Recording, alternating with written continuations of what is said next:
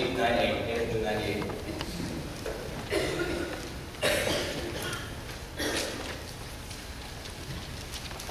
Since I was young enough to walk, baseball has always been a passion of mine.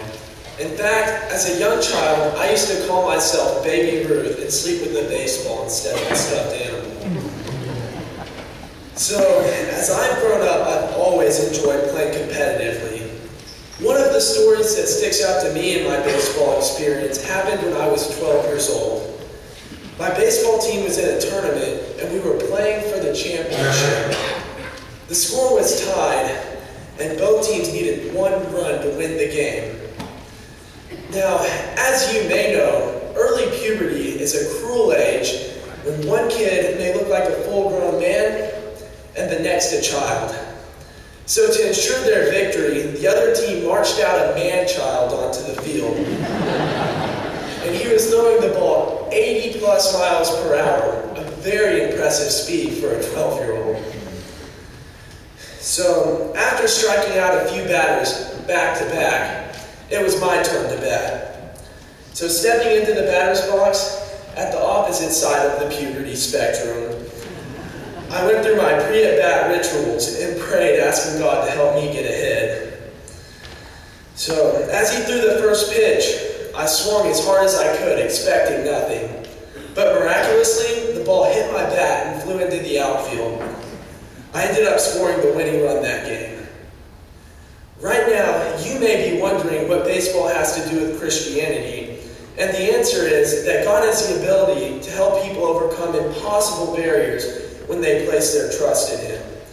God shows this ability in the famous story of David and Goliath. When the Israelites were at war with the Philistines, the armies were camped and ready to fight. And then a champion came out of the army of the Philistines named Goliath. Goliath was a giant 6 cubits tall who wore armor that weighed 5,000 shekels of bronze. He challenged the Israelites, saying, "Choose a man for yourselves and let him come down to me. If he is able to fight and kill me, then we shall become your servants.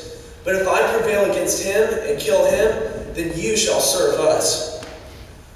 All the Israelites were afraid to accept this challenge, and they let the Philistines continue to taunt them, until a young shepherd named David said that he would fight the giant.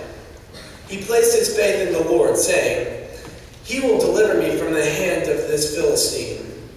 David then went and got 5 smooth stones from a brook to fight Goliath with. When David appeared to fight the giant, he was disdained and made fun of. But then God worked a miracle, and with one rock, David killed Goliath. But it all happened because David placed his faith in the Lord and was willing to put that faith into action. We need to learn to trust God the same way David did. Throughout life, we face many obstacles, and we generally rely on our own strength rather than the strength of God to get us through. And we are constantly faced with the advice of the world, encouraging us to give up or give in, or to turn to the answers of the world which lead to sin.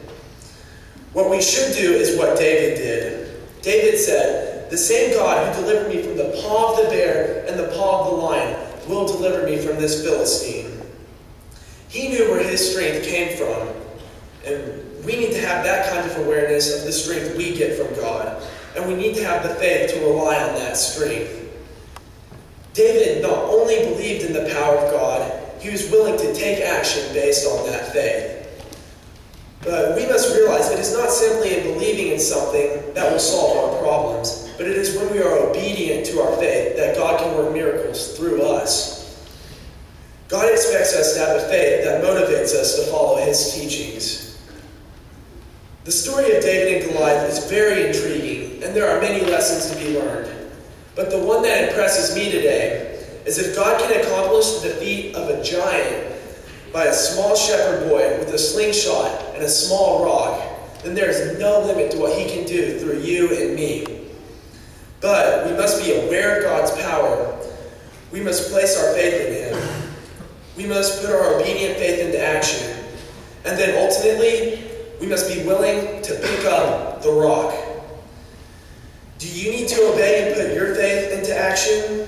If so, do it right now as we stand and sing. As I travel through Strong